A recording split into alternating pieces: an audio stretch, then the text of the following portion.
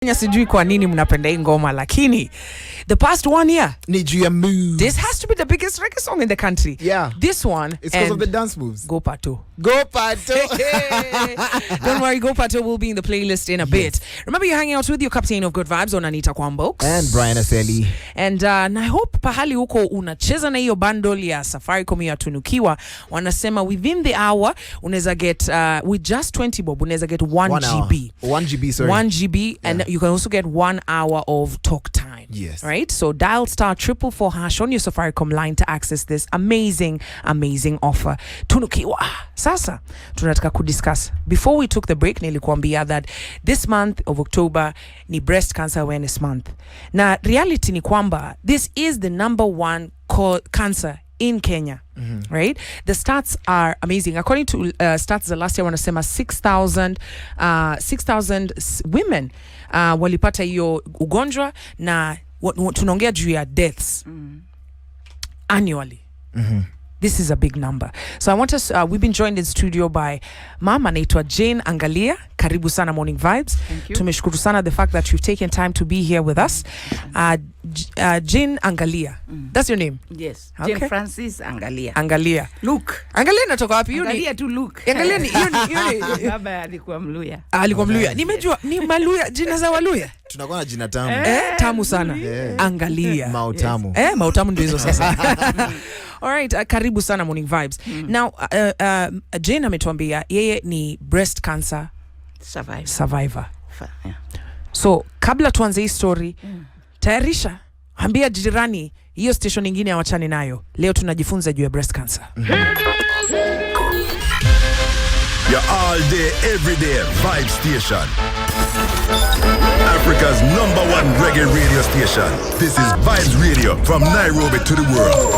Let me hear all the bosses scream. Feel the rhythm. Feel the vibe. Vibes Radio. All right. Karibu sana again. Riley ndio ameingia, tuko tayari kusikia story yako.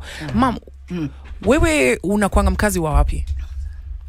Kwa kuishi naishi tu hapa Nairobi, ingawa mama alizaliwa huko Murang'a na baba alitoka Kakamega, wakakutana Nairobi, tukazaliwa Nairobi. Tumekulia tu huko. Yeah, I live on Wayakiwe. Wayakiwe. Yes. And you've probably lived in Nairobi your whole life. You've raised children here. Unafanya kazi gani?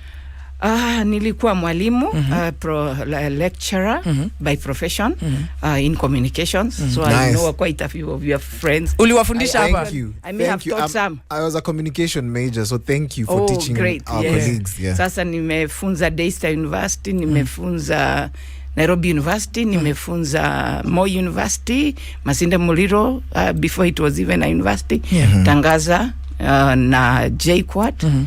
Alafu ndio nikuje kujua niko na ugonjwa wa saratani. It was 2014. I was doing my PhD. I just finished my coursework. So I was about to start research and the cancer hit. How did you know? Nilianza kujikuna huku kwenye mapavu, najikuna, nafikiri labda blouse, labda ni mtumba, labda ni nini. So nikaanza kuvaa blouses za nylon, anything that iko na heat for like 2 years. But it persisted. That yo kuwasha ikaendelea. Sasa nilipomaliza coursework yangu ya PhD, unajua kuna kuwa na kipindi research is another wide thing. Sasa nikasema wacha nichukue muda I look at, you know, when you're studying PhD they call it permanent head damage. Yes. It's heavy. Yes. So I said, let me give myself a month or 2. I check on my body also. Alafu yo mwaka ingine 2013, baba alikuwa amegonjeka prostate. And in 3 months he was gone. Oh, wow. Sasa hiyo ilinifanya nikastuka, na mama akaniambia hiyo muwasho umekuwa nayo, don't take it for granted. Nenda uchekiwe. Pia anko yake alikuwa amepass na prostate. Sasa ndio mwezi wa kwanza between April na June nikafanya all these tests. Tunasikia hii mwezi ya Oktoba. Mammogram, ultrasound, bla bla zote. Na each test nikifanya inaonyesha kuna uvimbe, lakini huko unaonekana ni wapi. So finally kuna test ya mwisho nilifanywa na classmate wangu alumni tulisoma naye high school akakuwa radio therapist. Akaniambia hapana, we njoo, mimi mwenyewe nitakufanya. Sasa ndio alichukua muda kabisa because 06 na 09 nilikuwa nimeshatolewa fibroids mara mbili. Basi ndio alikuwa saa yote anazigundua. Najua zinasumbua wamama sana. Sasa akaniambia this time sidhani ni hiyo tu, tutaangalia hiyo na pia breast yako mali unasikia. Sasa after a lot of testing ndio akagundua hiyo tumor ilikuwa under the left breast, imejificha kabisa. Kabisa mahali sasa hata ningekaa ingeingia straight kwa bones. Bones, lungs hapo. Sasa hapo ndio and it was very big, 9 centimeters. What? So it was diagnosed at 9 centimeters na nikaambiwa lazima niache everything and for the next 5 years if I survive then I'll be okay, but I have to do a lot of intensive inaitwa conventional treatment, chemosita, radiotherapy, surgery in between because cancer ilikuwa advanced stage 3B from other tests. So ikiwa stage 3B na 4 haikatwi, haiwezi kukatwa, uwezi kutolewa matiti. Kwanza unafanywa na kimo mpaka hiyo tumor ina shrink. Ndio sasa uweze kutolewa. Alafu tena ufanye kimo zingine na radio. Sasa safari ikaanza hapo 2014 August. Na wewe sasa hiyo unasema you are doing your PhD, umesomea, you're prepping. I mean this must have been a sideways to your life. Kabisa. As soon as you got that info, you know, what did you think? Number one, you think cancer is a death sentence because, as I said, I just lost my father the year before and my uncle and a few relatives I knew and friends. And so I was starting to understand cancer. You know, when you are below your 30, 20, you fikiriangi unaweza kupata.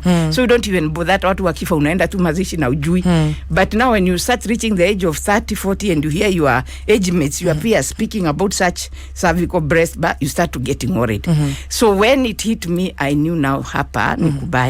So of course, as I said, many times we think because we've seen many people die, so we think it's a death sentence.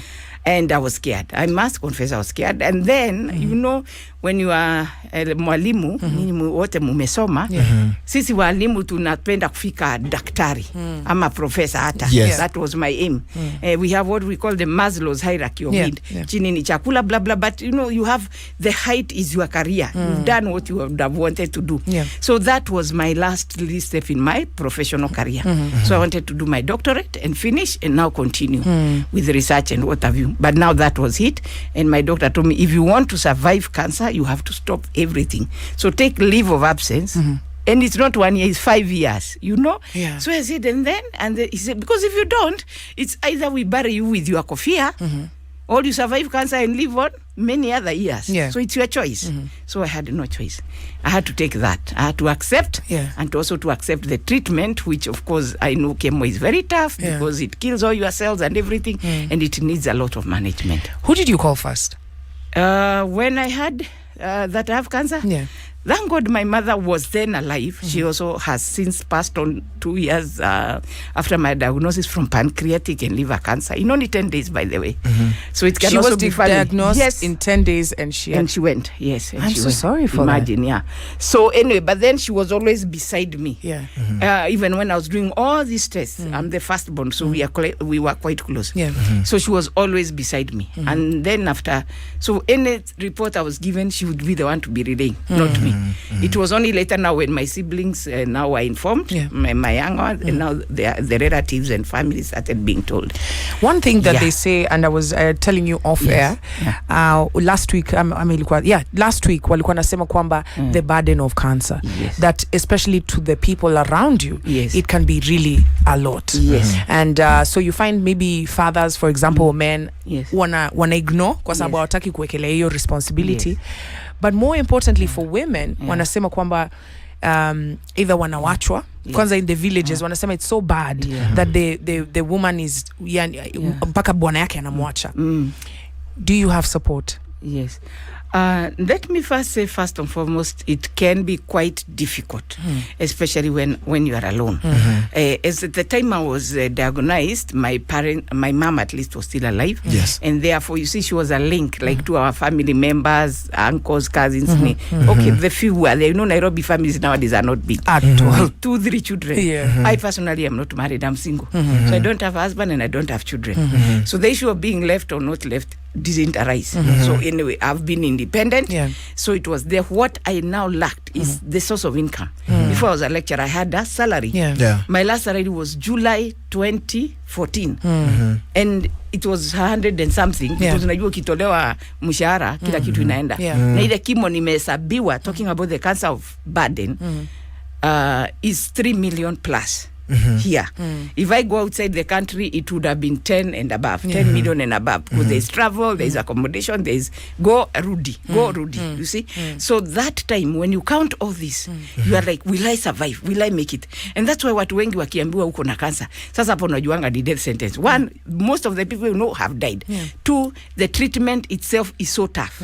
So because chemo kills all your cells, radio kills also. And if you don't have a good diet, chakula, nini, madawa, ya ku boost your immunity na kujirudisha nguvu, you will not make it. So ukihesabu hiyo pia ni burden ya kununua dawa.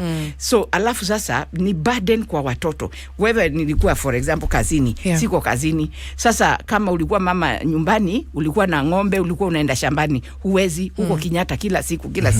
Sasa huwezi farm vitu zako uuze usaidie familia. Haya sasa na yeye baba anaona sasa hii ni sitaweza. Ndio most of the time wanaume labda wanapotea because wanaona hii ni mzigo kali sana. I will not manage. So that is the burden of cancer. But usually, let me say, when you have a good social network, they say your network is your network. Yes. So when you have a good network, it is very possible to survive. And this network has to start first from your family. And that's why I always talk and tell people, ukisikia kuna mmoja wenyu in the family amepata cancer, saratani, tafadhali msimuache, mshikilie. Kama wewe ni bwana, shikilia huyo bibi. Kama ni bibi, shikilia bwana yako. Msaidie. Hata saa nyingine si pesa sana, hata just love him, take care of him, mpe chakula, ensure ameenda hospitali on time, amerudi. That is number one, psychosocial support.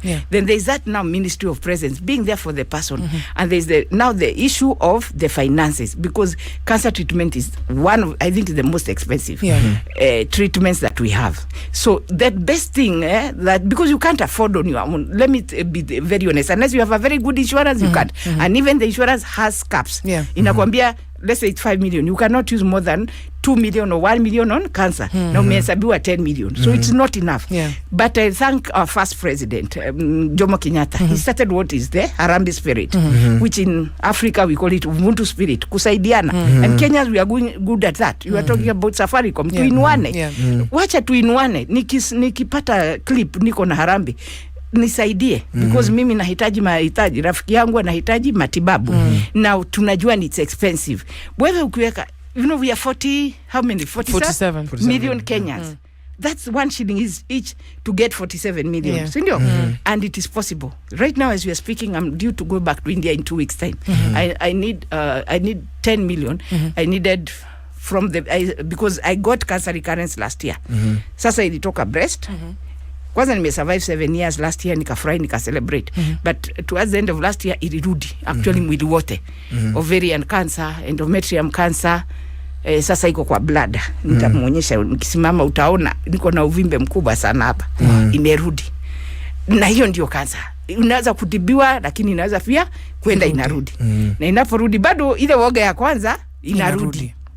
So unahesabiwa, unaona 10 million to 3 million ya surgery, ya chemotherapy, million ngapi, unaambiwa you need also kusafiri, because unajua hatuna madaktari wa kutosha, hatuna enough equipment in our country. So most of the time, India is the cheapest. Other countries, it's even more expensive.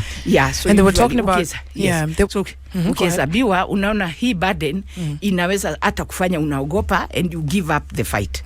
But I have said I will not give up the fight. When I was 50 years, I celebrated and I said, God, I'm asking for another 50 years because I want to survive and I also want to help other people. Not everybody can agree to come here and speak about cancer. Wengi ni stigma. Sijui unasemaje stigma na Kiswahili. Na hiyo stigma, watu, kwa sababu what you were earlier talking about chemo. Yes. Na and you put out some products here and we're going to be Yes. talking about that Yes. right after the break. Yes. Ulikuwa unasema kwamba nywele ikianza kuanguka. Yes. Yeah. Changes ikianza kufanyika. Yeah, matiti umetolewa, unaenda umeinama, una matiti moja. Hizo zote zinaleta stigma, hata ndio vitu zingine zinafanya hata huyu bwana anatoroka. Sasa ulikuwa na titi hauna, ulikuwa na hii kiungo hauna, you know, such things. Sasa hizo vitu za kukuva hiyo stigma, na pia hiyo ya kuambia watu msaada, naomba niende hospitali ama nini. Because sasa uwezi pia kwenda kazini, umewekwa kimo, una nguvu ya kwenda kazini. Sasa inabidi unakuwa even yourself like you seem like a burden to people, you see. So now hizo vitu badala sasa uwe na hii stigma nini, wengi wanaona wacha tu ninyamazie shida yangu, nifunge virago zangu, siwezi kulipa rent siku hizi, sina kazi Nairobi, niende nyumbani. Sasa wengine wana nyumbani, wataenda wapi? It's very difficult. 20 minutes to 9 a.m. You're hearing from Jane Angalia, and she is a cancer survivor. 8 years amekuwa kibattle na hii, amekuambia last year ali celebrate 8 years. And now it's back all over her body. We're going to be talking about how she's had to change her life, lifestyle. Kuna vitu zenye ulikuwa unakula na kuna vitu zenye umeacha. Utatuambia juu ya chemo. Alafu ni nini ungetaka Wakenya waelewe juu ya hii disease.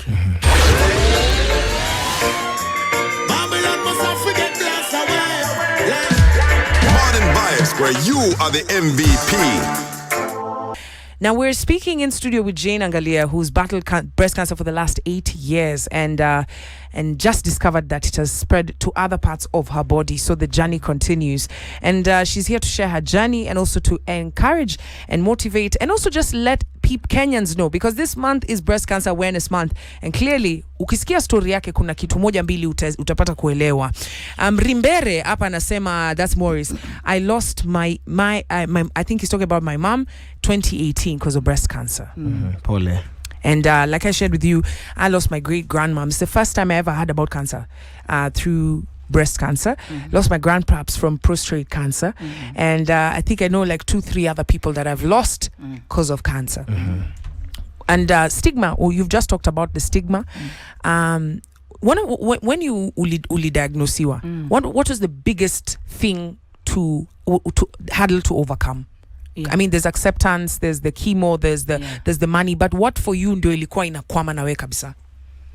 For me, like I said, niyo stigma. In fact, kusema ukweli, siku imagine vile nitatolewa breast. Can you imagine wewe umekuwa tu hivyo agonized lady, dignity, and nimesahau ningekuja tunakuanga na hizo breast prosthesis niko nazo kwa gari. So nikaambia professor, do anything but remove the. And professor is saying, is it breast or your life? You have to nini. But luckily, ile sasa ilifanya asitoe, ni kwamba it was already advanced anyway. Akasema, hata hivyo, already uko stage 3B. Sasa, hata tuwezi kutoa sawi. Because the tumor is too big. Tukitoa, ina spread haraka. So, tutafanya chemo kwanza, issuing, and then nini. So, for me, that stigma of, like, going without a breast. Not that it was a big issue and everything, but still, you know, you are a whole person. Ni kama vile unaonanga wa handicapped, ako kwa barabara na wheelchair nini, and you sympathize with them. And I was feeling the same. Now, later on, it is later you learn, kuna hizi vitu zinaitwa prosthesis.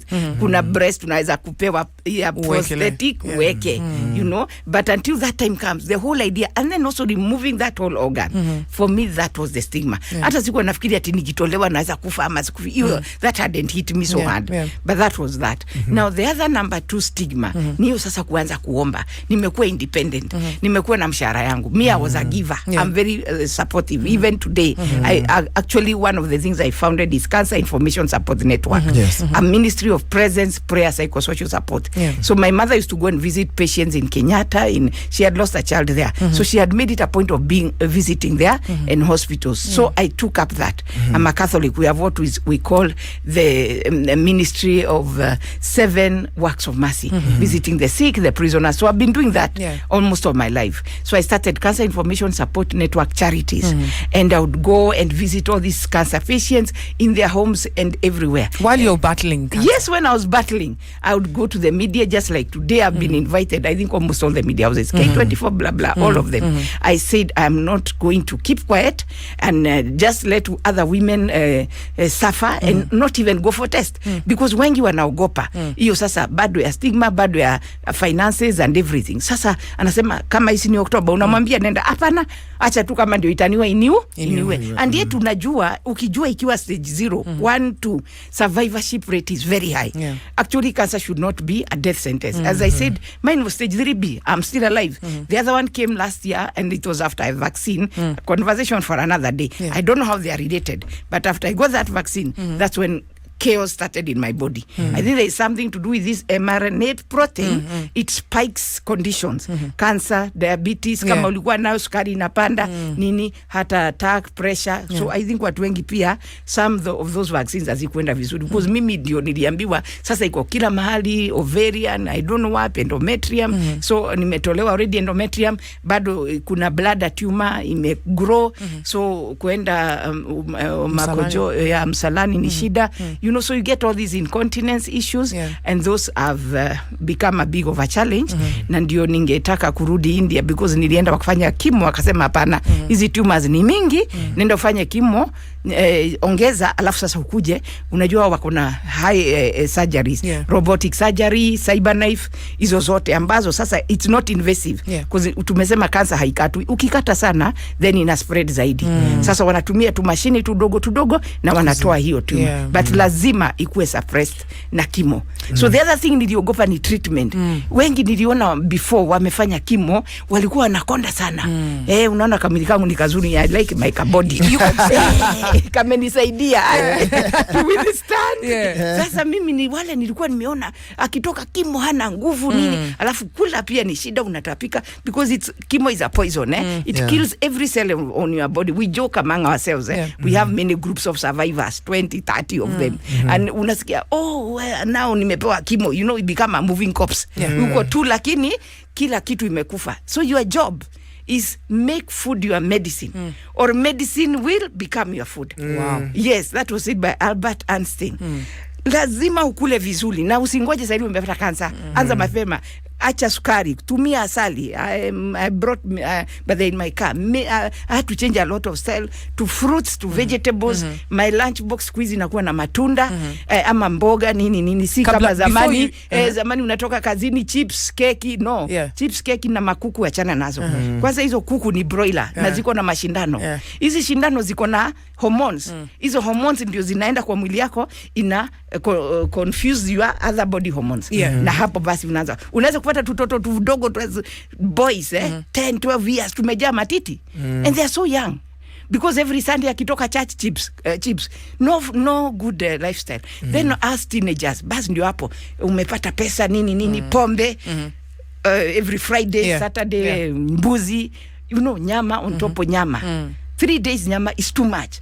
Nyama takes like 3 days to digest. So ukianza nyama Friday and Saturday, Sunday, when will you digest? Then you get many men also getting colon cancers. Nini. You know, that's kind of. So we really need to change our lifestyle and have a healthy lifestyle. Another thing we need to avoid and also to do programs against is vitu GMOs, chemicals. When you hear the president saying that we're allowing GMOs into the country, I was mad. I was mad. We thought, what's wrong with these guys? Surely they want to continue killing us when we are struggling. So I thank Mrs. Dorothy Nyong'o. She has been setting for us garden vegetables, organic garden vegetables, where you grow your own vegetables with manure. Hakuna kuweka chemicals. And as a family, you can manage your own. Nata Nairobi, wanaweka kwa magunia, nini, na you grow your own spinach. Asante ushasikia story ati ukimnunua mboga hapa kwa Nairobi, chances are very high unanunua zenye zimetoka sewage. But you got a question? I have a question, and it's more of a compliment, Pia. Because there's personally, when I get to a tragic, when I get bad news or I get something that involves me or my family, one thing is I become very anxious. Okay. And one thing that I see with you is that you maintain that smile and you're very confident. What keeps you going?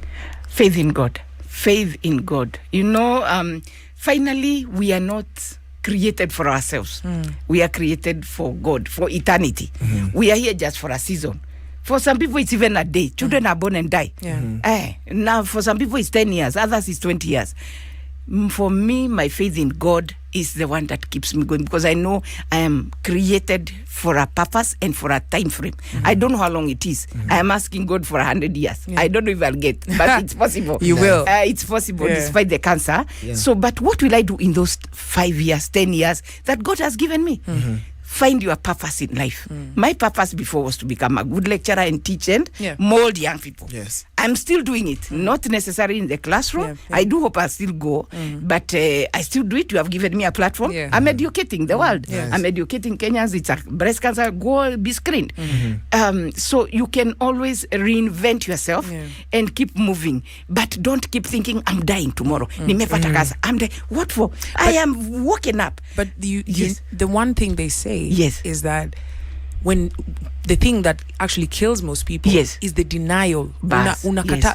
For you, you are just about to finish your PhD. You know, your doctorate, this is what you've worked for your whole life. And then the doctor is telling you 5 years to put aside this dream instead of your life. Kuna wale ambao wanasema no, mi wacha ni ignore kitu. So how did you accept? And I know the end. Like I have two. In fact, one was a professor and she died. And she died. And when she calls me and she said, and don't lecture me. I said, I have to lecture you because I'm also a lecturer. Why are you insisting on this PhD? And you know very well, in quotes, permanent head damage. You are already undergoing a lot of stress of treatment, financial, blah, blah. And the whole thing of, you know, the medicine is very toxic in the body. And she was going through this. And she has a big family. Me, I don't even have. She had 9 children. I'm telling you, she still insisted on this PhD. And she died. She died 2 months, I think, or so before graduation. What is the use of this? So, number one is acceptance. We have these 3 triple A's. Accept, adjust, advance. You must accept that I have cancer, this is a condition, and have to fight it to survive. And then adjust your lifestyle. I was a lecturer, I have to look for other businesses. Now I do herbals, I do supplements. I sell not just honey, supplements, honey in the place of sugar. As I'm also educating, so I sell supplements. I am a member of Neolife, of Organo Gold, healthy living, you know, because also medicine is not enough. You need supplementation. There are times I need 100 carrots in a day, which I can only get in 1 tablet, of a supplement. So I have to take those supplements from different companies to be able to keep my body as it is. I've gone through 13 chemotherapies. Wow. You can't tell. I've gone through 41 radiotherapies. Because in between, I take the supplementation. I grow my own herbs in my small garden. I grow my own sage, nini. So in my cooking, I make sure I use different herbs to ensure that my food is okay. Because as I said, food is very important. We'd like you so another thing I wanted to mention is positive attitude. Positive attitude. When instead of denying, be positive and said, wale wamepona, kuna wale tunajua wamepona, kama mimi ninawaambia nimepona 7 years na nitapona pia another 7 years, I believe, or 50 years. So let us have this positive attitude, do what I have to do, but ensure that I don't block myself in negativity. Ule alikufa na mimi nitakufa, sio kila mtu akona line yake. I usually say life is like a train. Mimi nikifika hapo na shuka na kuacha. Wewe huwezi kushuka kama stage yako haijafika. But you can work towards surviving. And we want to help you. Because tunajua unaenda India. I want to share the pay bill number, the buy goods number. Pali unaweza saidia Jane. Na kitu yote ambayo ile uko nayo, kwa sababu Jane anaenda like you found out, you can hear her strength. You can hear that she's battled this for 8 years, still feeling very encouraged. She wants to live another 50 years and it's going to happen. Lakini anafaa kwenda India next month. So nakupatia buy goods number and we're going to post it on our hashtag Kwambox and Kev 514422. Jina ni Jane Francis Angalia. No, Jane Francis Medical Fund. So again 514422. Jane, kumalizia, najua kuna mtu sahi ako kwa nyumba na hajambia mtu yoyote kwamba ameenda hospitali labda last week or a month before ama ayago na ameambiwa na daktari hakuna cancer. Very quickly, utamwambiaje? Mimi ningetaka kukuambia, hata kama umeambiwa na daktari uko na cancer, ichukue hiyo cancer ni homa, nimeambiwa niko na homa. Si tulipata COVID miaka miwili na bado tuko. Basi chukua hiyo ni homa, kunywa dawa ile tumia ile dawa amekupatia, na make sure you don't miss any session, whether ni chemo, whether ni radio. Kula vizuri, alafu enda maisha yako kawaida. Kama ulikuwa unaenda soko ukiwa na nguvu, nenda kanisani, alafu mwambie pastor akuombe. Saa ile wewe huna nguvu ya kuomba, mwambie pastor na wengine marafiki zako wanakuombea, wanakushikilia. Sababu saa nyingine inaweza kuwa difficult, but usiwe kwa nyumba peke yako. Toka. Na ulisema kuna support system, support groups? Niko na Cancer Information Support Network ambayo ni advocacy na lobbying. Tuna lobby parliament, tunatuma petitions, na sasa tuko na NHIF. Mara yangu ya kwanza NHIF nilipia 7,000. Squeezy inanilipia mpaka over 100,000. Wow. Na natumaini nikienda India itanisaidia pia. So hizo lobbying. Tuko na pia huduma ya upendo, tuna visit watoto KNH. Tunaomba NHIF, I request all of you to adopt a cancer child for NHIF, 6,000 per year. Okay. Adult. That's what I've been doing, and we've supported many. Huduma ya upendo, a life of love and service. That's what I want to continue with. Thank you so much. And we are at the top of the hour. Vibration. Wow. That was Jane Angalia. I hope you're inspired. Right now, it's 9 a.m. Vibes Radio.